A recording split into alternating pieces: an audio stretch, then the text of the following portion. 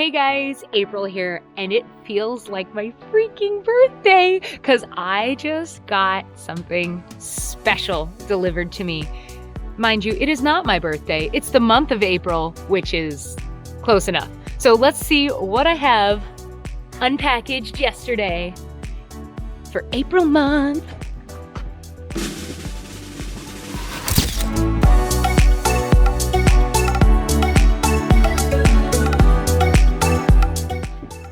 Ta-da!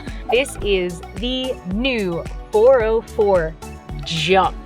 It comes in a 14-foot, either 24 or 22 inches wide. This is their flat water high-end racing stand-up paddleboard, and shown here in all of its glory is the 22-inch wide model.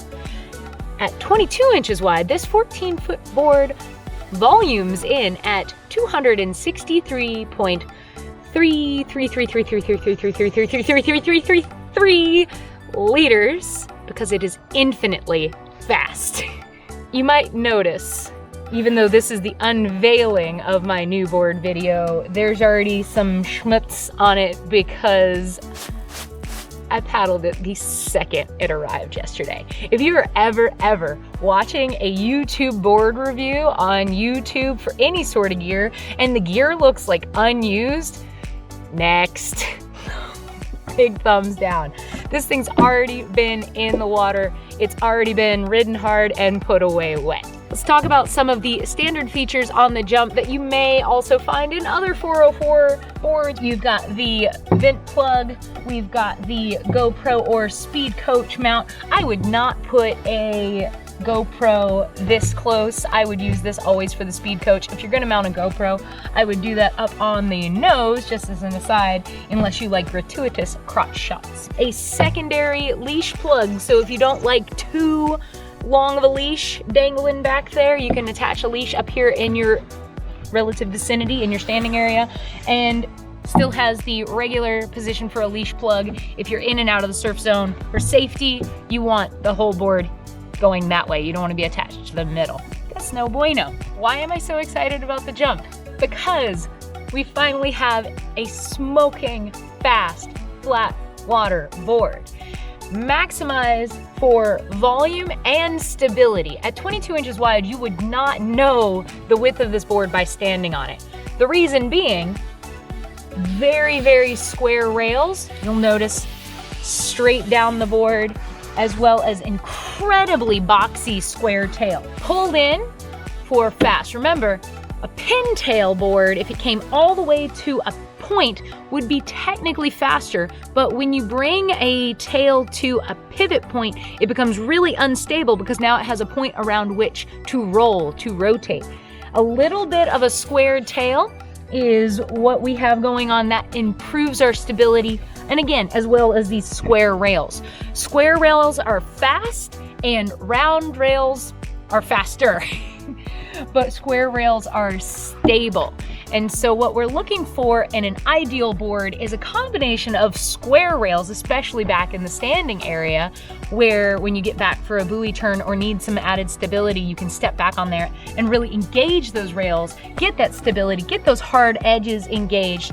Then, as you stand kind of forward in the standing area, we've got these rounder rails underneath, and that's where we really pick up a lot of our speed. Like I said, round rails are incredibly fast. I had dry feet the entire time I took this out for a ride yesterday, which you wouldn't expect with rails of this size. I was expecting to A, get a little water in here and it wasn't gonna drain, or B, go back for my buoy turn and fill the standing area in, but it did not. There are 4 scuppers, may I say very well positioned, because the second I got any water into my cockpit, it was instantly drained. The only thing that's gonna take me a little bit of getting used to, but it wasn't a huge issue, I thought it was going to be, is the step up. So in the back of the board, to have more of that 263.3333333 infinitely fast volume. The volume is up here in the tail, so it isn't dug out all the way. This actually prevents water from washing into it on a downwind, catching a bump, or anything like that. But it also sneaks, like sneak catches, sneak attack. It gets bumps and it gets cool things that you don't see in the water. I think it might be because of all this volume in the tail. Maybe not, I don't know.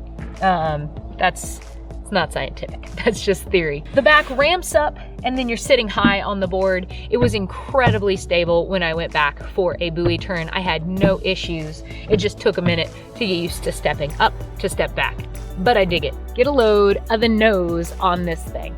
So the jump, to me, it almost looks a little bit like an inverted bow, because the furthest, like the longest part is not up at the top, but then it tucks back in. It's almost like a plumb nose inverted bow combo. Doesn't matter, it's fast. That line that you see, it runs down the center of the board and it also runs down the center line of the board.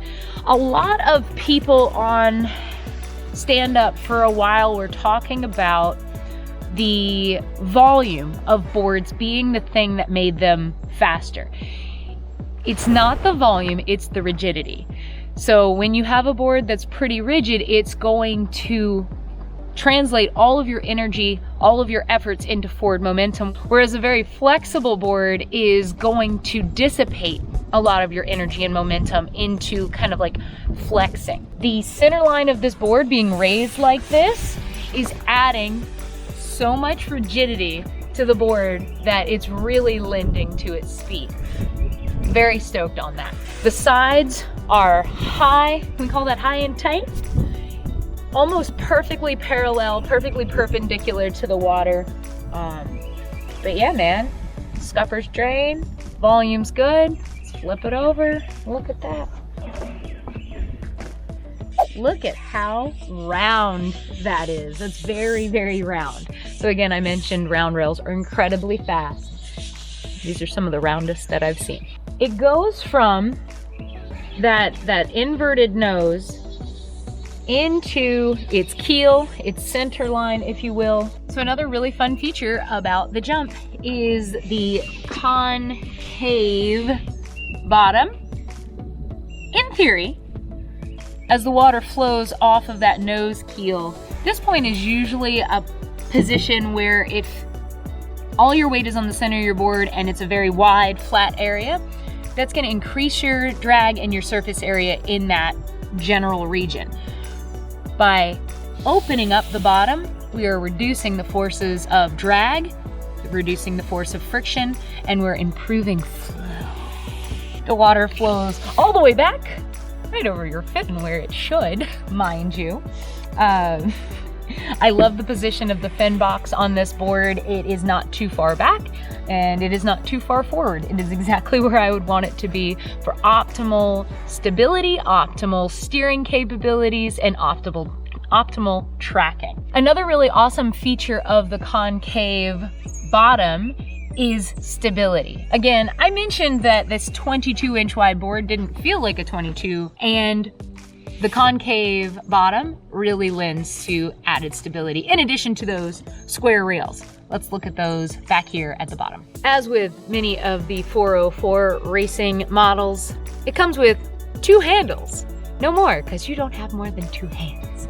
But you can move said 2 handles into multiple positions. So we've got forward and back with multiple, so there's double holes on each of these. So if you wanted it, say, an inch forward or an inch back, devil's in the details. Maybe you're one of those people who has a really, really big fin and you need to move your handle forward to accommodate for that. Don't do that. Go get a light fin. Secondarily, the center handle can also be adjusted for your big ass fin, for your giant fin, as well as on the right side, so you can swap these if you're left-handed, right-handed, ambidextrous, and all that jazz. My standing position on this board. I was probably, so the handle came installed in the second set of holes. I am standing about 3 to 4 inches behind the front of that handle. I am currently weighing in at about 148 pounds for anybody that cares. So if you weigh more, you might need to adjust your standing position, or if you weigh less, who knows.